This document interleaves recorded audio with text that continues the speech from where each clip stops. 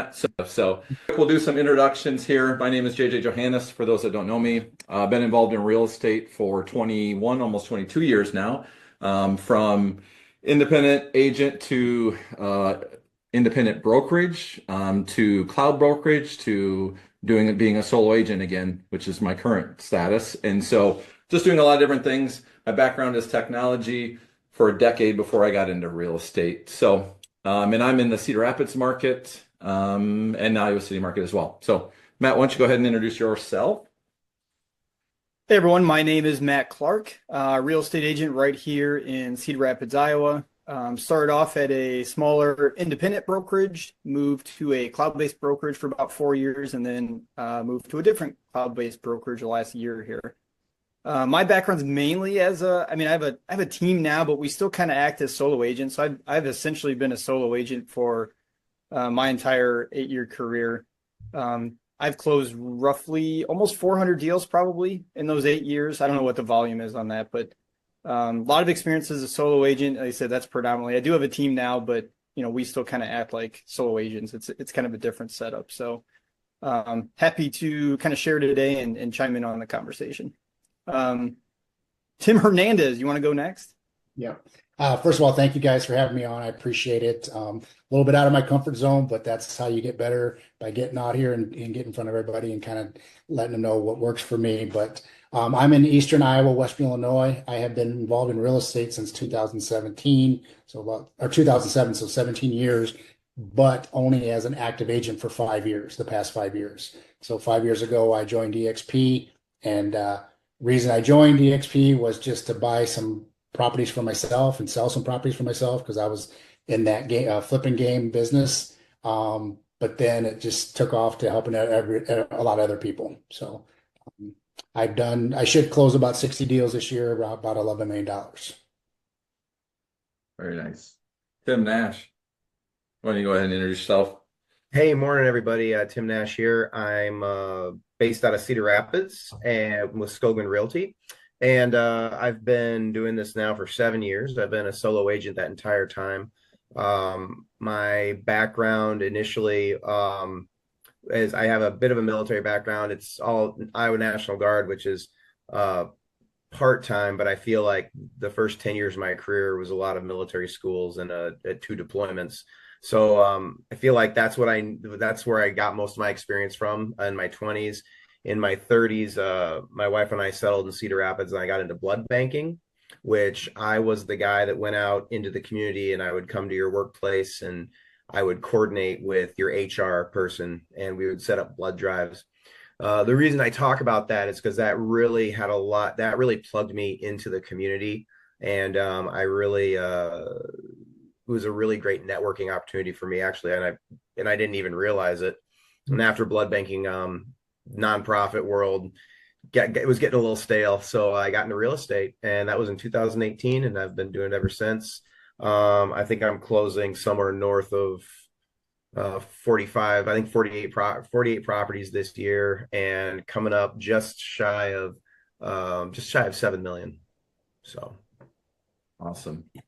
And so I'll kick off question first here. I mean, with one of the things that we talked about a little bit before we started was kind of the headwinds of this market, so to speak. And so maybe can you guys take a minute to talk about how is your production compared to like your average or the last couple of years? And then where did you find success in this year in particular? Because there's agents who are down 20, 30, 40, 50, 60%, right? And so like, what does the business in your market look like?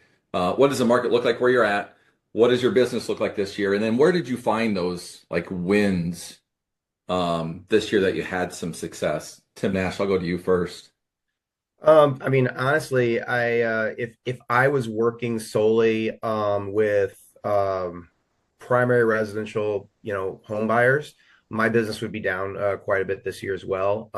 I really decided to diversify a little bit in this last year and got into commercial, and in that it was a lot of so single family home investors and multifamily, and then also a little bit of leasing as well. One thing I noticed is this year I have been extremely busy because I've been doing, and I'm continuing to do residential. I'm really trying to live in both worlds right now. And that's one way that I've stayed busy. I've continued to learn a lot this year. And the interesting thing is when I looked at my numbers and sent those over to Matt and JJ, this year I said I was somewhere around, I think it's 48 deals that I ended up closing. But my volume was actually less than in past years when I've closed like 35, 36, 37. And part of that is because of the nature of commercial and getting things moving there. But I've been really busy, haven't made as much money, but I think as long as you continue to stay busy, I think that's the important thing. Did you look for just kind of diving a little bit digging deeper into that? Did you look for that opportunity because of the slowdown, or did you see that opportunity as you're kind of just doing your business? Like, what got you into that? So I think it wasn't necessarily the slowdown, although I think I did anticipate a little bit. Um, my nature is always kind of what's next. So if I'm doing anything for too long, if I just keep on repeating the same thing every year, I'll get kind of bored and that demotivates me a little bit. So that was kind of the next step. I'd always had a lot of mentors say, hey, you should step into commercial and start working commercial a little bit. You're really well plugged into the community. And so I was taking their advice. And so some people, their next step is they're going to get their broker's license. For me, and I'm probably going to do that at some point in time. But in this case, my next step was getting into commercial. So I don't think it was really necessarily me anticipating the market. It was just kind of how I keep things fresh. Yep, makes sense. Tim Hernandez, how about you? What was kind of like your years past and then this year, and how does that volume look? And then what were some adjustments you might have made this year, or what was your wins where you saw some success? My production, as far as numbers of transaction and monetary value, is down just slightly, not down quite a bit. Down substantially from a couple years ago, where it's when we had the low interest rate and everybody was buying and overpaying for everything. So that was inflated and skyrocketed. So we know we weren't going to stay that high. So it is dropped a little bit. But what my wins are is as I'm tied into the community. Like I said, I came from the flipping background and investor background. So I know a lot of people that want to get in that part of the game, and maybe their first time, maybe they're repeat customers, but I kind of reached out to them and said, hey, this is the time to do it now because there's not a lot of buyers. You're not competing, and these properties are now available, and you have a chance to get them at a good price. So I've gotten some new clients that way. I'm still working with a lot of first-time home buyers, and I think I might have told Matt, one of my big investors that has bought a lot of properties in the past, didn't buy any properties from me this year. But he did buy a new personal residence for himself. And this was my largest deal of my career, $1.6 million. He bought a $1.6 million home. So that helps my numbers quite a bit as far as that value. But I just continue to be involved in the community. I'm out there in the community. I've been a resident here in Bettendorf, Davenport for my whole life. And I know a lot of people, and I'm just constantly volunteering and helping at school events, helping in the community, and not getting my name out there, but more or less putting my face out there. Yep. Matt, did you want to go next on question, or I have some I can go with? No, that's fine. I'll chime in quick. So for me personally, my business has definitely suffered or kind of taken it in the gut a little bit. Like Tim Hernandez said earlier, like I think some things were inflated, based on where rates were and the activity in our market. And, in our market here in Cedar Rapids, it's down considerably. But for me too, like everybody has their own levels of what they're wanting to do, right? So my goals and my focus has shifted. Like can I say when I was younger? Is that a thing? I mean, I'm 40 now, so I guess I can probably do that. But when I was younger and when JJ first indoctrinated me into this business, I mean, it was not, I was cranking out 65 deals a year and doing 12 to 15 million in volume. And Tim Sherbrain, to mention another Tim, he was very adamant that I would get burned out. And I was very adamant that he didn't know me and I would not get burned out. But turned out he knew me better than I knew me, and I definitely got burned out. So some of my business attrition has just been more my goals and my focus has changed. I don't aspire to do that type of business anymore. It's just I have young kids, I have other interests, and so I'm never saying no to somebody, but I don't aspire to do that. So my goals have shifted in that regard. As Tim Hernandez knows, like with the Icon Award at EXP, that was always kind of my threshold, that I always wanted to at least hit that threshold. And now, being at Epic, that threshold's changed as well. So I would say for me, yeah, some of this is market driven for my, decline, obviously, in business, but part of it's too is just my goals and my focus has changed. I have a team now too. I really enjoy educating. That's why JJ and I kind of do these series and these talks. Like I enjoy educating and informing and providing value that way too. So, some of it is just priorities changing, and then some is just obviously market driven as well, but still acting predominantly as a solo agent. And, by all, I know Tim mentioned their stats this year. Like I'm going to probably finish around 25 deals and probably 6 million, somewhere in there. So certainly not a bad year, just not quite to the, standard that I had set the previous 7 years.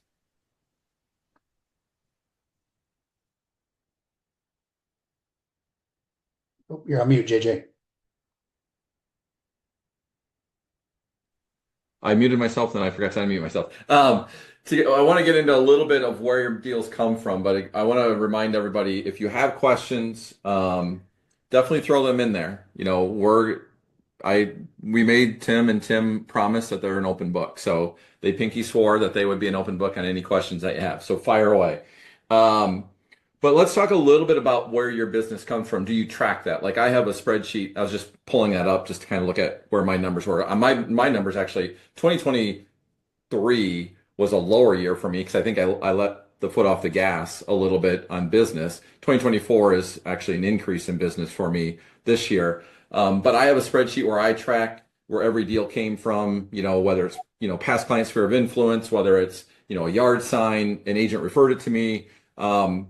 And my numbers have stayed consistent in an up market and the down market. So I feel like, from 2021 through now, my percentages are fairly similar. I haven't seen a huge shift in anything. I don't know. Do you guys track your numbers and then where your deals come from more specifically? And have you seen a shift in that?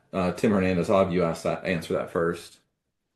I don't necessarily track my numbers. I do when I see that I've capped, and then I know, as you two know, with the Icon thing with the EXP, then I got 20 more deals after that too. So I may track those two numbers, but I don't really track numbers as far as where they're coming from. But my biggest traction is what I look at is where I'm getting my clients from. Mostly referrals, mostly online social media, things like that. So, and I think we'll dive a little deeper into that as we go, but that's where I'm looking at and I'm tracking there, for my clients. When you say referrals, just to kind of unpack that, because that's something that I used to just think referrals, but like, are they a referral from a past client sphere of influence, a referral from an agent, or a referral from a referral site that you might be paying? Yeah. So both from my sphere of influence, and then also referrals from other agents. So we had, a lot of EXP agents went to Epic in the area. So there's several which it was right for them, and I applaud them for making that move.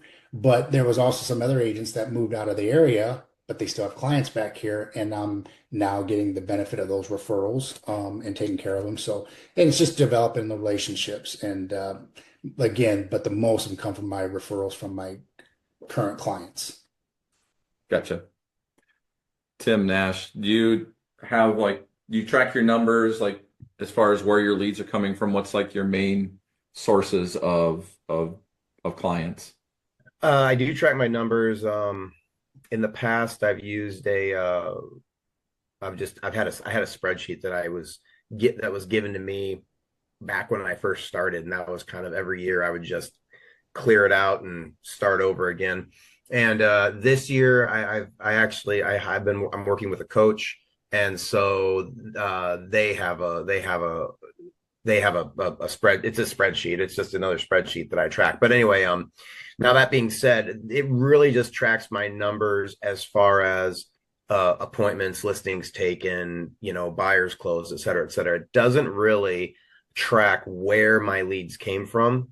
That being said, I rely heavily on my sphere of influence, just remaining plugged into the community and just working with folks. That's where I get the majority of my leads. I have gotten a few referrals from past clients.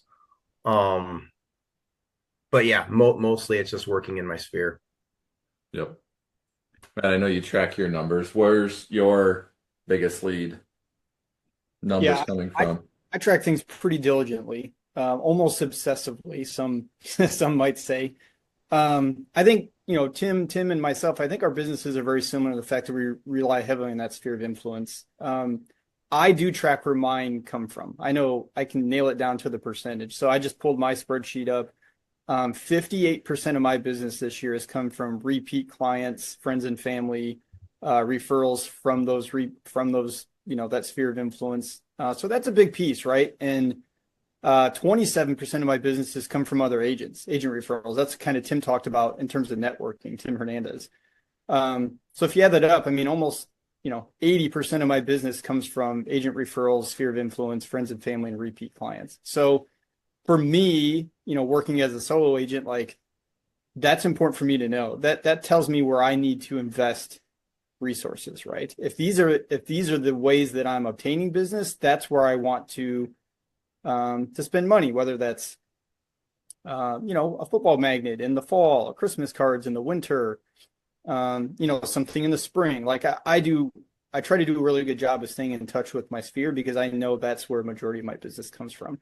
And there's other ways to do it too, right? Like there's pay when you close, referral websites, there's ad spend that you can do. There's no shortage of places that will take our money. Let's put it that way, right?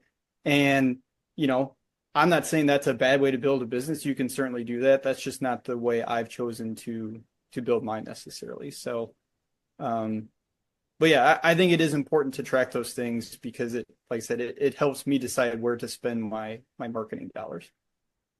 Yeah, absolutely. And we do have a couple questions that have come in. So I'm going to go with the first one here. And let's talk about lead generation systems. So has a lead generation system helped you with your sales volume? So is there a particular one that you use now? Or I'm even thinking like, was there something that you use that got you to where you're at and maybe you still use it or don't use it anymore? I'm thinking of one for you, Matt, our previous brokerage. Like I'll let you answer if you have other ones besides that, but I'll have you answer that one first, Matt. Well, not necessarily our previous brokerage, but our previous independent brokerage when you were with our independent brokerage. Yeah, so for me, my first 3 years in the business, I did over 10 million as a individual agent, and I don't think I did less than 55 deals in any of those years. JJ can speak to this, but there was certainly a lot of lead gen involved in that. And like I said earlier, like I was quote unquote younger, and so I was more willing to grind and chase and those types of things. So the question, did you ever imagine doing 10 million in volume? How'd your business take off? That was a big part of me. It was JJ's system at the independent was a catalyst to my business. Now, just having that opportunity didn't make everybody in that office do the type of business I was doing. I was more willing to go after it and get after it. But like I said, for me, my priorities have changed and the way I operate has changed. So, one thing I did do for a while, like I'm not big on writing a check up front, but I did do Zillow advertising for a year. Now, my thoughts and feelings on Zillow have changed drastically since I was doing that Zillow spend. I'm not saying it's a bad thing, but it's just not something I choose to partake in. But I did do that for a year. I basically was just trying different things, and I thought I would try that. And I did have a positive ROI on it. I just didn't like putting the money up front, having that quote unquote skin in the game. So I would say for me, getting to that 10 million mark as a solo agent, like having leads and opportunities, that was certainly a catalyst. But then I feel like I've done a good job of, I don't know if this is bad, but like building a fence. Like these are the people that I work with and the people who know, like, and trust me. I do feel like I've done a good job of continue to be their preferred agent and their known real estate expert. And that goes through the marketing dollars, through tracking and things like that. Yeah. Tim Hernandez, what about you on lead generation? Is there anything that you use now or you did use at some point that kind of got you where you're at? Or maybe even there's one you're like, I want to tell everybody, don't use this one. No, I mean, basically what I have KV Core. And so whenever I put out something on social media, I put the little tag on the bottom. So they got to click and then they got to then input their information. So I capture that and then I drip on them I use a VA that will then it goes into my KV Core and sends out newsletters, emails, and slowly just drips on them throughout the months and, kind of developing a relationship where it's really not me doing any of that work. So that kind of helps me I use that now. And just to be clear from a technical perspective, I believe what you're saying is when someone comes to your site to look at a property, you have forced registration, where if they want to see information, they have to put their name and email in, right? Correct. Okay. I put 3 photos, to kind of spark their interest in the write-up, and then I have that link. Yep, absolutely. Yeah, I just wanted to, for anybody wondering, just, you're doing what's called forced registration on your site, and then you get their name and email, and then you could either use a smart campaign or something like that, but you're using a VA that's then just going on and dripping on them to nurture them to get them to a point for you to contact them. Correct? That's correct. Yep. Yep. And Tim, that's a personal website to you. That's not a brokerage website, correct? Correct. It's a personal website to me. Yeah. So I think that's important too, is to direct people to you, right? As opposed to, kind of a pet peeve of mine. I see people where they get a new listing, they're going to share the Zillow link. And I'm like, no, don't share the Zillow link. Like, don't do that. If you have your own personal website like Tim has and I have and JJ have, I assume maybe Tim Nash has one as well, or at least at the very least, there we go, got the thumbs up, or at least a landing page. Don't share the Zillow link or something like that. You want those people inquiring on you directly, especially if it's your listing. Like, you're going to have the best information and the most knowledge on that property anyways. Yeah, so we had a question about, is that a landing page? Yeah, it gets called different things, like a landing page, a squeeze page, something like that. But and you can have a setting on your website depending on the type of site you have. But I would agree with Matt. Like, if we're an agent in 2024, about to be 2025, and you're posting a property that is your listing, for the love of Pete, put it to your personal website. Do not point them to realtor.com. Don't point them to Zillow.com, because then when someone goes to that site, those sites are going to grab that lead and then they're going to put into a system that they're going to then send that lead to somebody else. So I see it all the time, which is baffling. Yeah, keep your funnel. Like, you have the listing, you have the funnel, keep it in your funnel. So anyway, that could be a whole nother topic there. Tim Nash, lead generation system, something that you use now or that you used in the past or that you had maybe even had a bad experience with, but is there something that you feel like is important to bring up? You guys are a little more sophisticated than I am in that sense. And I really would like to pick your brains a little bit more about, so the personal website. Yeah. So my brokerage I have a website on my brokerage. And so if I have a listing, that's where I will send it to. I'll pull it from my website off the Skogman Realty page. But then I also have my own personal, and I would like to figure out a way to utilize that webpage a little bit more. So I'd love to take somebody's brain on how you guys do that, because right now I like my webpage, but it's just kind of sitting out there. Now, that being said, I did do Zillow for a year, and I did not like it. I really didn't. I didn't feel like, now that, their thing is always, well, you need to get enough zip codes in order for it to make it worth your money. But obviously that's more money. And I was already spending, I wasn't spending a small amount of money on it. I had taken the advice of the Zillow rep that had spoke me and had sold me on it. And I got a couple of zip codes on my belt, and it still really didn't work out for me very well. So I'm not a fan of that. And aside from that, again, it's just I'm just out there talking to people and talking to everybody and letting them know I'm a realtor first, and that's basically how I do my lead gen. Yeah. Yeah. And we could have a whole nother conversation. Maybe that's a topic, Matt, that we could think about. But this is just my personal opinion, being from technology and having an independent brokerage. Anything that you do as a marketing perspective as an agent should be not everything you should do, but you should look at how can I make it broker agnostic, meaning I am like, you can see my shirt. My website is the Johannes Group. You can go to johannesgroup.com. That's my website. Yes, my broker has to be on there, but it's my website. I control that. My email is JJ at the Johannes Group. I control that email, right? So if I ever decide to move, it's my business. I have to affiliate with a brokerage, which I have no problem doing that, but I also want to be able to have control if I decide for any reason that I want to shift or move, and I'm kind of my name and my brand is kind of the center of it. So that's my personal opinion on that.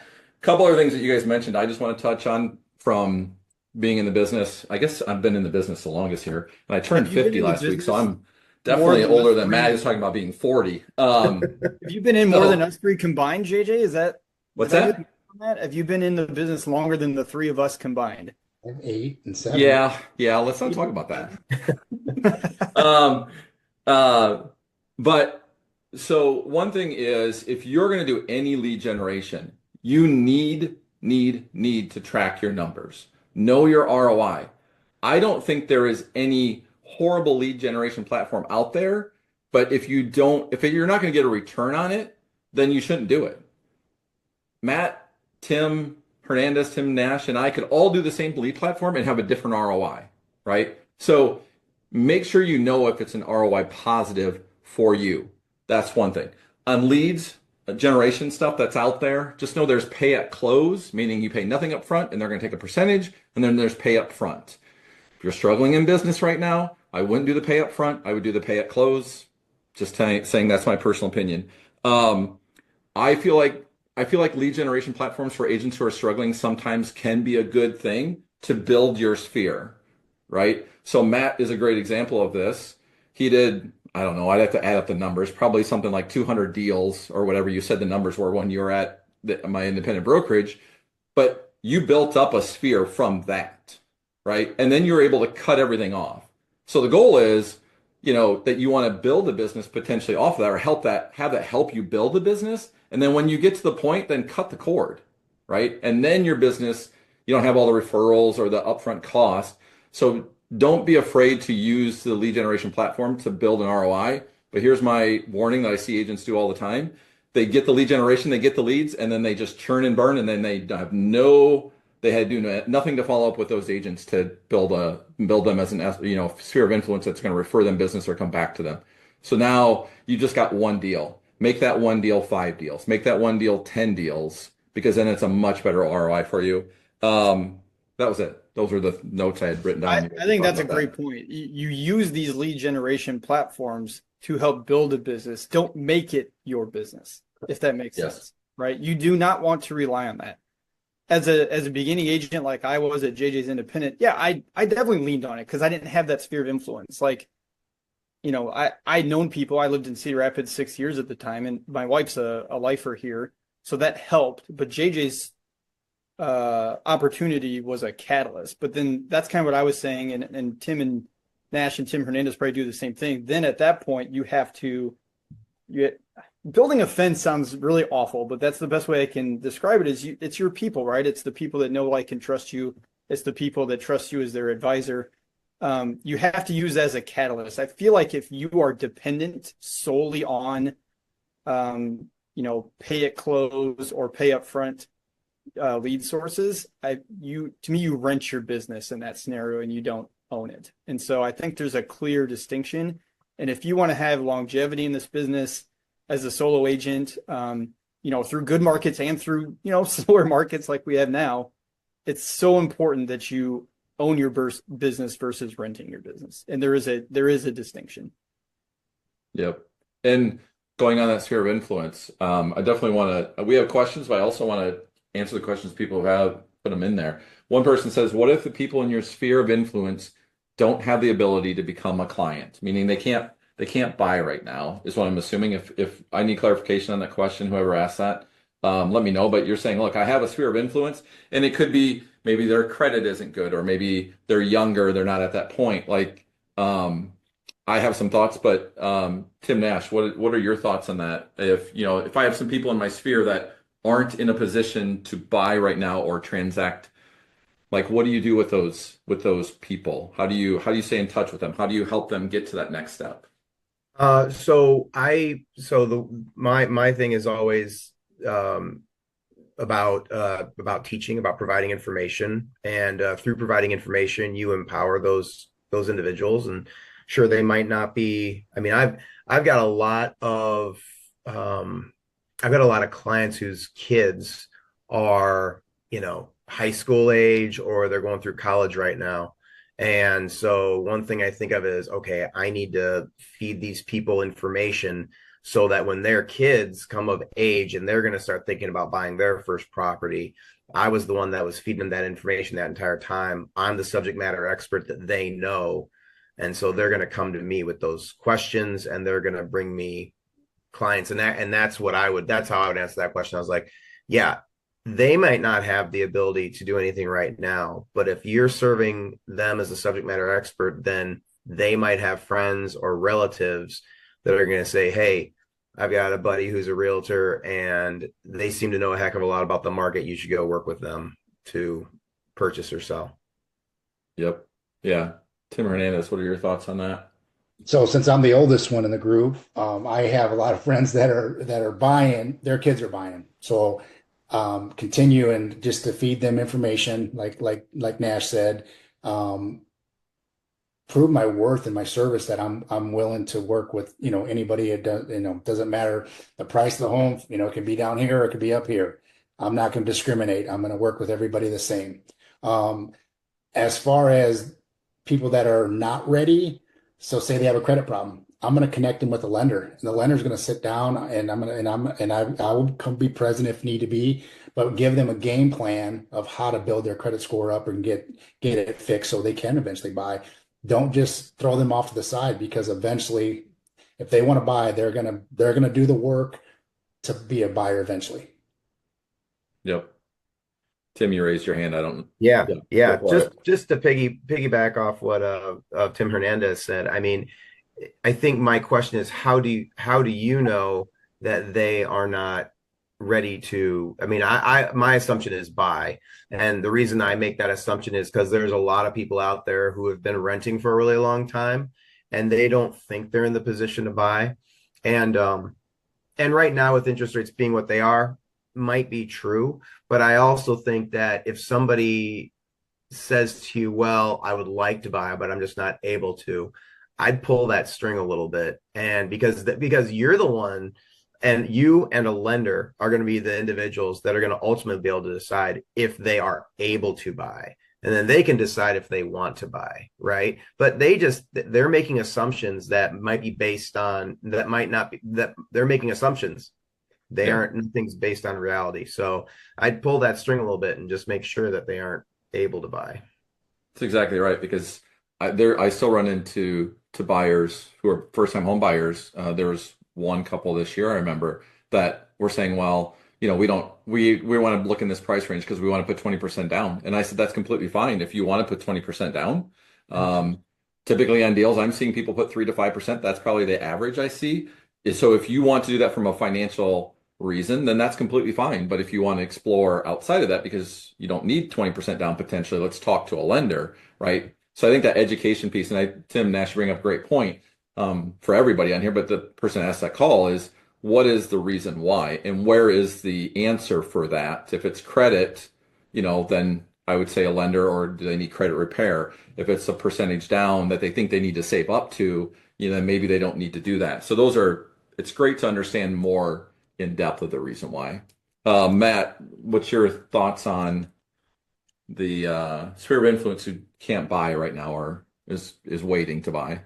Yeah, I mean, my thought is that particular individual knows people, right? They know people, and just because this individual isn't ready or unable to buy, but at least if I provide value information and I attempted to assist them with that, they know people, right? And so if I gave value to them and now they know somebody who has a need, they're more likely to refer my name or drop my name than if I didn't attempt to help them at all. So I think that kind of circles back to like owning versus running your business too. Like if you're going to own your business, these are things you always have to be thinking of. You can't just be worried about what's in front of you. You have to think about what could be from that as well. So, just like Tim Hernandez said, you treat everybody the same.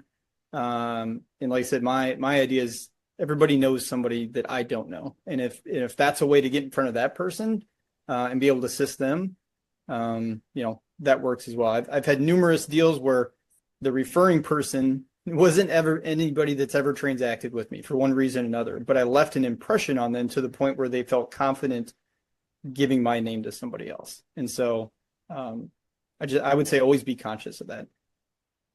Yeah, gonna move to the next question, but a couple things I want to, just plug in there as well is, I think Matt said the word earlier. It's something I take to heart. I feel like I'm a real estate advisor as much or more than I am an agent. Like I have a financial advisor. I want him to give me advice if I have questions. So I don't want always him thinking about the next way he can get a sale from me or, sell this stock to buy that stock, right? So think of yourself as a real estate advisor.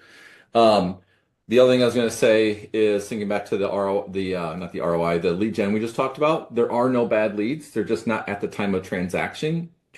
So how are you going to stay engaged with them? Like I do a monthly newsletter. Some people do a weekly newsletter. Whatever it is that you feel comfortable doing, just keep them in your ecosystem in whatever way possible, because, there is a possibility they will eventually transact or like Matt said, they may have someone else that they say, you know what, Matt's been great. He's been giving me all this information. You're looking to buy, you should contact him. So those are a couple things I wanted to mention, we have some other questions. A couple of those I'm going to keep towards maybe a rapid fire at the end, but all three of you, and myself included, we talked about sphere of influence, right? And that for all of us is a huge catalyst, if not the primary number one catalyst, I think, for all four of our businesses as far as year over year.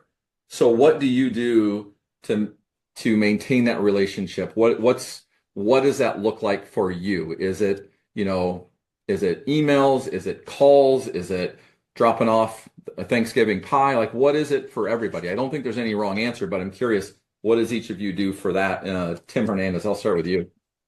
Yeah, I do two mailings a year. I do a Christmas calendar, like a New Year calendar. Then I do a football calendar, Iowa State calendar, and get those mailed out. Again, then I do a monthly newsletter that's mailed out through my VA. Does a little short, sweet little recap on market, something to do with industry. Just dropping tidbits. And again, I didn't want to be that guy on Facebook, social media, putting this, putting that, putting this. But once I got over that fear, things just took off. So it's not necessarily me boasting on what I'm doing. It's just kind of putting information out there.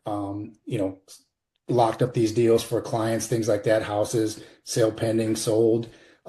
People start calling. You get things done. I need you to help me. So those are the ways I drip on them. Sounds good. Matt Clark, how about you? Yeah, and honestly, me and Tim Hernandez, our methods are very similar. I also do a monthly newsletter. Again, it's just to provide value. It's to show them what's going on in the market. It's my wife is in mortgage, so I use that as an opportunity to share what she knows as well. So I do the monthly newsletter. I do usually 3 mailings a year. I know it's 2025, but people still like getting stuff in their mailbox, right? So Christmas cards, usually a spring mailer. Everybody likes, or looks forward to football in the fall. So I usually try to do a magnet with that. And honestly, I really like going into people's homes after they've got my magnet because I see them on the fridge. It's kind of funny, especially I'm like, man, I sent that one out like 4 years ago and it's still on the fridge, right? So I stick to a lot of that. I try to do special things. I'm looking this year to do like a client appreciation type event. I haven't done one before, but that's something I'm dabbling in, whether that's pumpkins in the fall or a taco bar here this summer, just to show my appreciation for everybody that's supported my business, because that's what it is. It's supporting a small business when they work with me or their friends and family work with me. So I just want to show basically how grateful I am to the people that have chosen to work with me, and then hopefully continue to connect me with people in the future. Yep. Yeah. Tim Nash, how about you? Sphere of influence. What's your secret? So I do the mailings. I do a Christmas card. I don't do a newsletter, and that's something that it's one of those things that you tell yourself, you're like, man, I need to get that out. I need to get that going. And then once it's going, it just goes like clockwork, I'm sure, but need to do that. One thing that I do is I do a video interview series called Lunch with Friends. And it's and I post it on YouTube, but I also always post it on Facebook. And it's me interviewing somebody in the community, whether that's a community leader, nonprofit, small business owner, and then we always do it at a local restaurant. And then what I do is I'll tag the restaurant, I'll tag the individual, anything we talked about, I always tag all that, and then that'll go out on socials. And I get a lot of and that's one way I just kind of stay in contact through social media, and try to stay top of mind without always being like, just listed this house behind me or something like that. Aside from that, stay really engaged in the community. I'm a member of a Rotary. I'm on a couple boards and try to stay really active in those. I really try to engage the veteran population here in the area. So I think just identifying the populations that I feel I'm a part of, and then engaging them in the community, really just through personal interaction more than anything else. Yeah. Yeah. And as you can see, different answers, but some similarities in sphere of influence. I do a monthly newsletter, and then I actually just started a couple months ago, and I've been wanting to do this for years. And like you said, Tim Nash, it's like something I drug my feet on. I finally did it. Is I have a post-closing smart drip campaign, whatever you want to call it, that starts whether they're buyer or seller. It's a different campaign that I send them, and that has so many touch points in the first year for both of them, including asking them for reviews, because that's something I need to get better at is getting reviews. I used to do really good at that, and now I don't get as many reviews. And I saw something the other day that they said the first thing that people do when they're deciding on an agent nowadays is reviews. It was on a TikTok video I saw. So anyway, that's another thing to look at from a sphere of influence, is a post-closing campaign.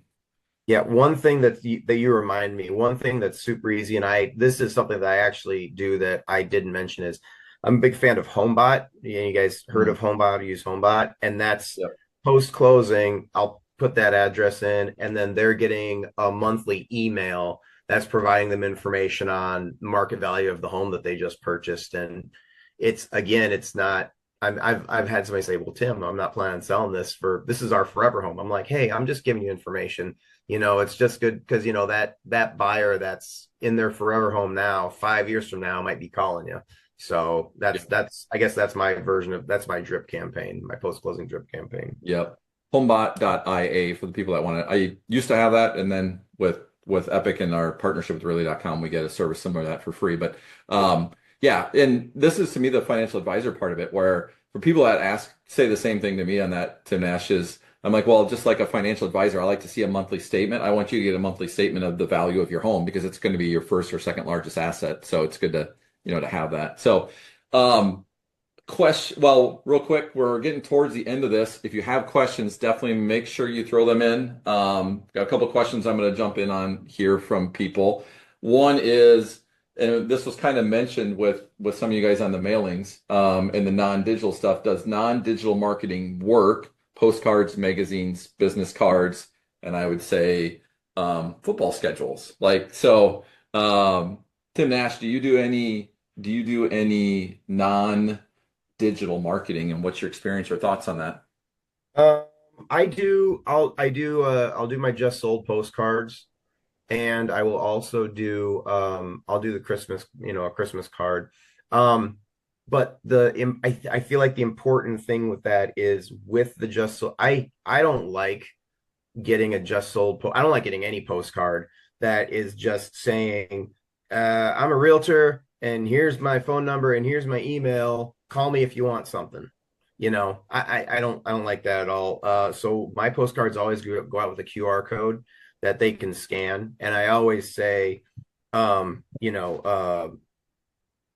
free, no strings attached real estate review here, and always trying to offer them, again, offering information for free. And hopefully that, so, just sold this in your neighborhood. If you want information on your home, scan the QR code, and then that'll put them into that'll send them to my website, and then hopefully, fill it out, and then I'll get them some information.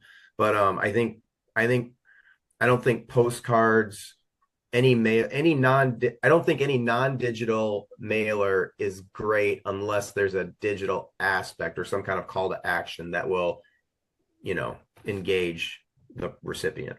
Take them from offline to online. Yep. Yeah. Transition them. Yeah. Tim Hernandez, thoughts on non-digital marketing? And So, I don't know if you can see this, so it kind of blurs it out, I think.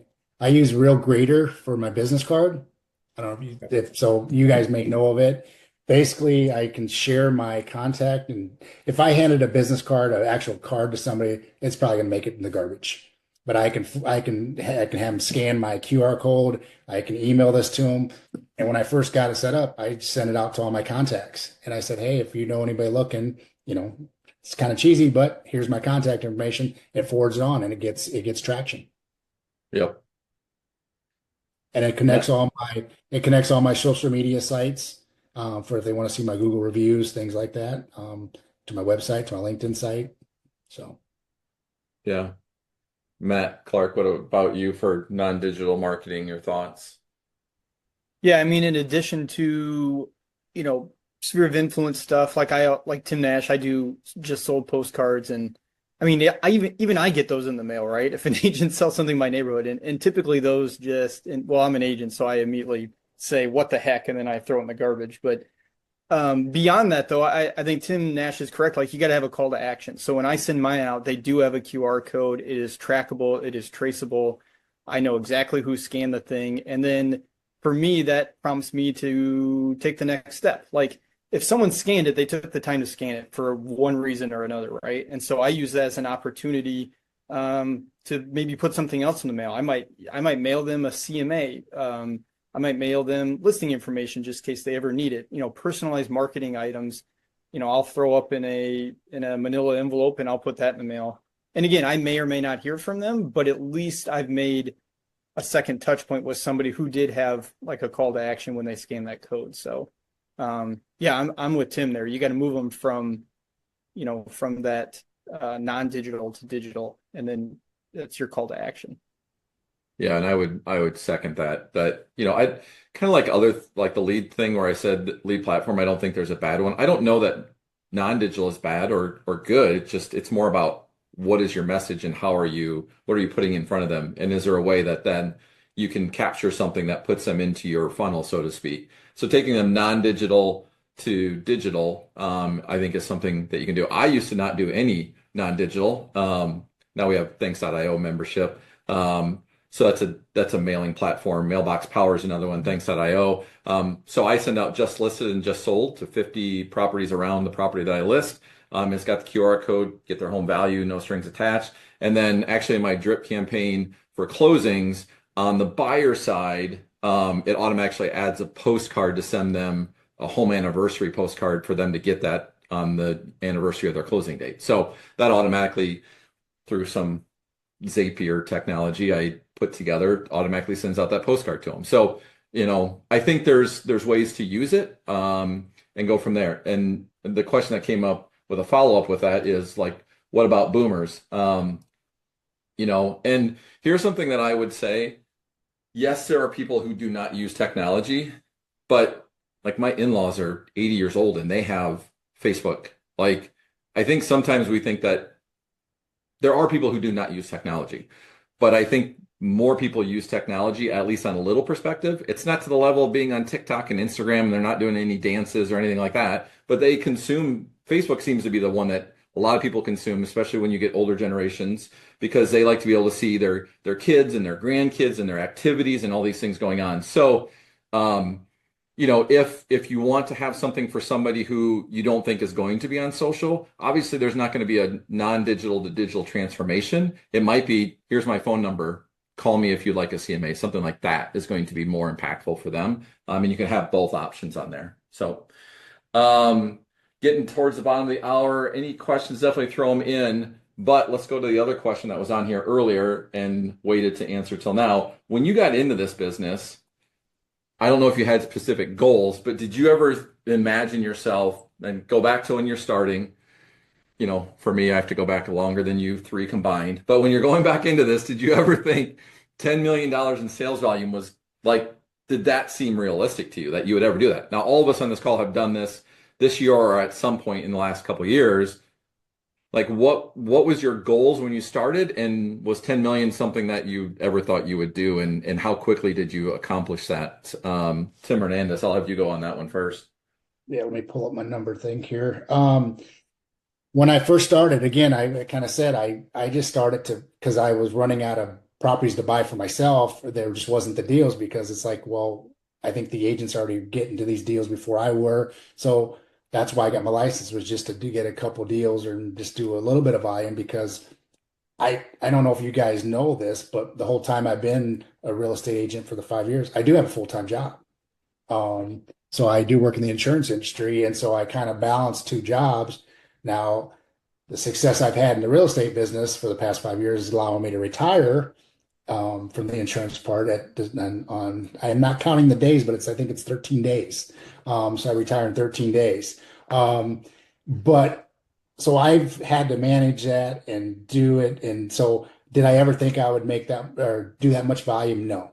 And it just continues to grow. It's, to me, as a former athlete, to me, it's a competition amongst myself, not with others. I mean, there's abundance. I have optimistic mindset that my glass is going to be full, not empty. So I think there's enough business for everybody to succeed in this. And I'm rooting on Matt. I'm rooting on JJ. I'm rooting on Nash and all you other out there. I just want everybody can do well in this business. You just gotta, I have a couple principles. I know we're going to be closing, but I think, I have the thoughts, but then I have to have the actions. And those actions lead to habits, and those habits lead to results. So that's kind of my mentality, and I've been lucky.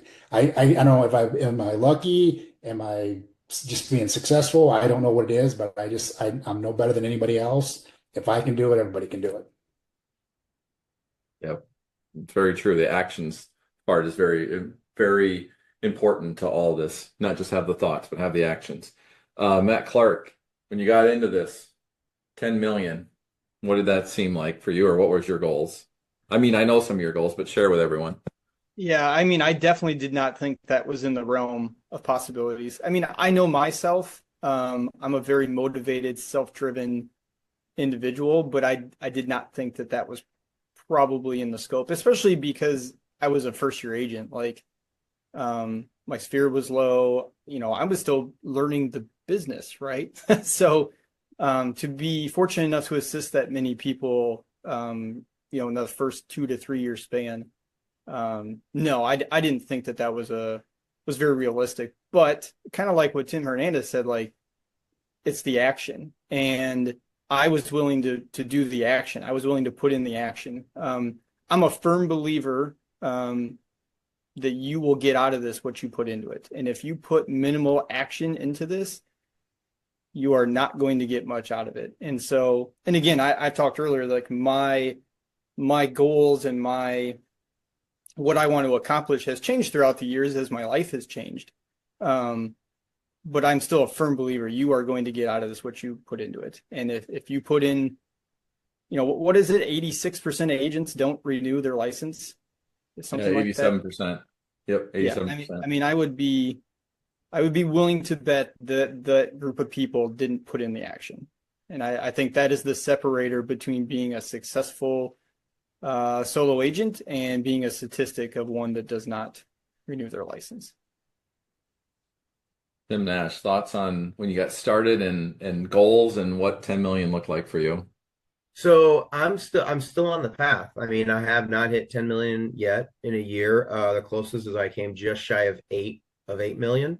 But that being said, I don't know that 10 million is a goal of mine. I've my wife also works, and she has a really, really great job. And between the two of us, we do just fine. And so when I listen to like some of the stuff that Matt said, I mean, listening to that transition between like young and hungry and just gunning for it. And I can't remember what your numbers were, Matt, but I know they were above 10 million. But then Tim Sherбring saying, hey, sooner or later you're probably gonna get burnt out a little bit. And I think that work-life balance is a major aspect of it. Because of what I do for a living, I'm the one that picks up the kids. I'm the one that often cooks dinner. My wife is grinding it out at a really a stressful, like, 9 to 5, but really it's like a 7 to 5:30, 7 to 6 some nights. So my goal is to continue to have joy in this industry, continue to feel like I'm serving people and that I'm helping.